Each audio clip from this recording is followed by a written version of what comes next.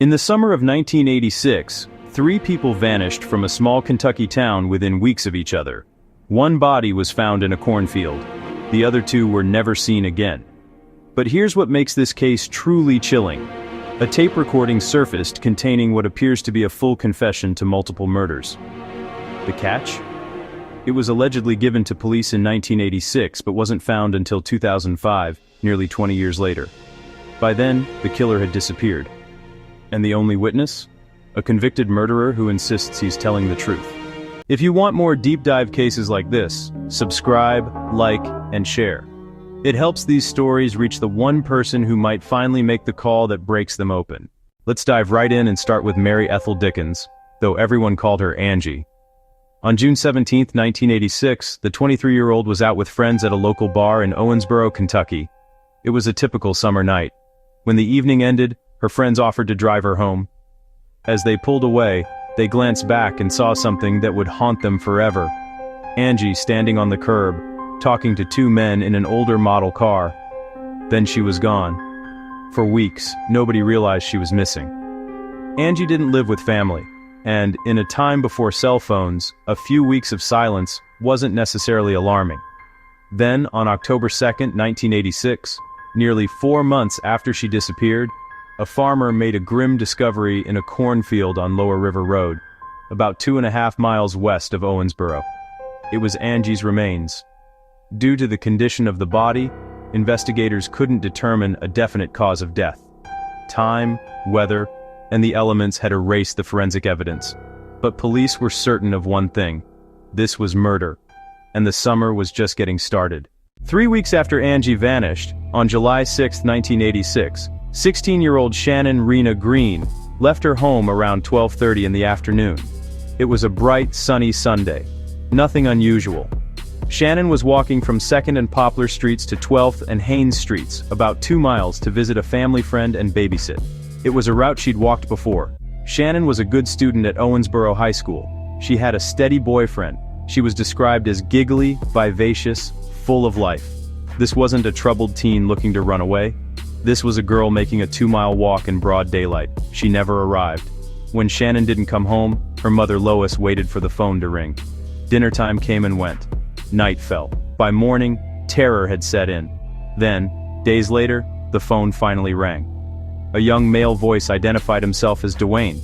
He told Shannon's mother that he and Shannon had run off to get married. Then the line went dead. Think about that call for a moment. If you were a teenager eloping, wouldn't you talk longer? Wouldn't you give details to ease your mother's worry? An address? A plan? Something? Instead, all her mother received was a brief message, then silence. The call is now believed to be a hoax, possibly made to mislead the investigation. Someone was buying time. The question was, who and why? 5 days after Shannon disappeared, on July 11, 1986, 18-year-old David DeWayne Bell vanished too. DeWayne was last seen riding away from his sister's house on his beloved blue bicycle. Friends and family described him as inseparable from that bike. He took care of it, cherished it. It represented freedom. The bike was found abandoned near his home, either in an alley or right at the house, depending on which account you believe. But everyone agreed on this. DeWayne would never willingly leave his bike like that. Now Owensboro had 3 missing people in less than a month. 1 found dead in a cornfield. 2 vanished without a trace. And there was one name that kept coming up in all 3 cases. His name was John Rainier. Rainier had a long criminal history. He was a convicted murderer and sex offender. In the 1980s, his house was known as a place where younger people would hang out. His son was close in age to Shannon and DeWayne. Here's where the connections get disturbing. Both DeWayne and his father worked for Rainier. Shannon told her mother she was headed to Rainier's house to babysit the day she disappeared. Rainier knew all 3 victims. Police immediately focused their investigation on Rainier. How could they not? A man with violent crimes in his past, connected to all 3 victims, with at least 2 of them heading to his house before they vanished. Rainier became the prime suspect. The town was convinced. The families believed it. For nearly 20 years, everyone thought they knew who the killer was. They just couldn't prove it. Then in 2003, when a new detective picked up the cold case and interviewed Rainier again, he told a story that changed everything. Rainier insisted he was innocent. More than that, he said he knew exactly what happened, and he had proof. He says he recorded his conversation with DeWayne Bell 2 days after Shannon Green's disappearance. Why did he record it? According to Rainier, he thought the police had wired DeWayne to trap him into a confession.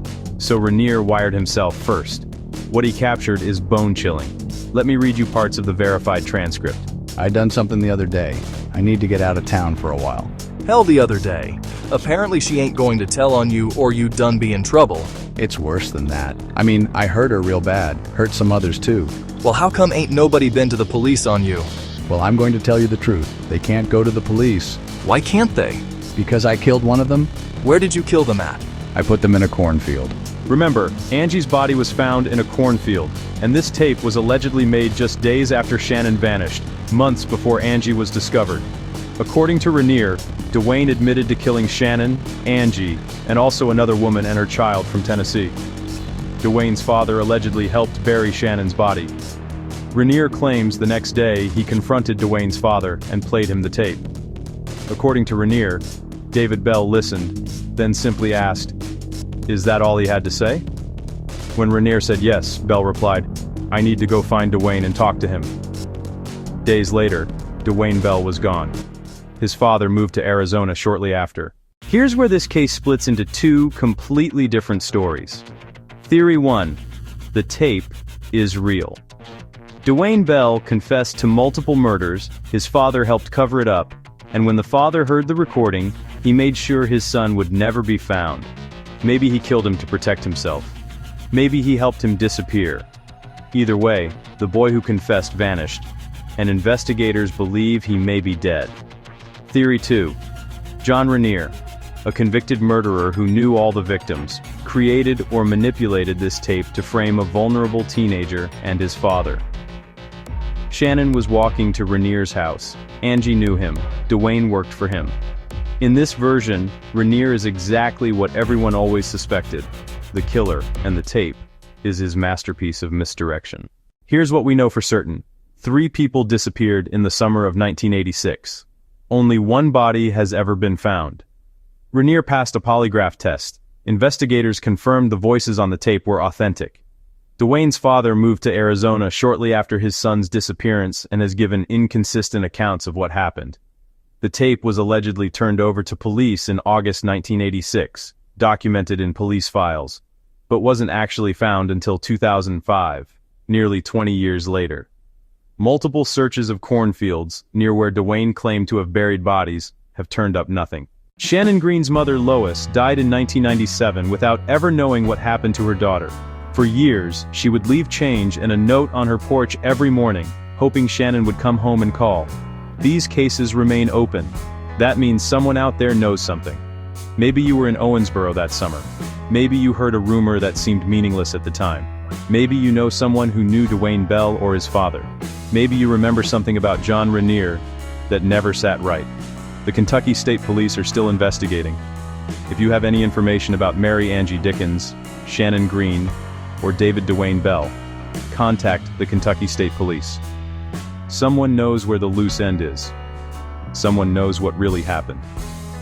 Share this with anyone who might remember something from 1986 in Owensboro.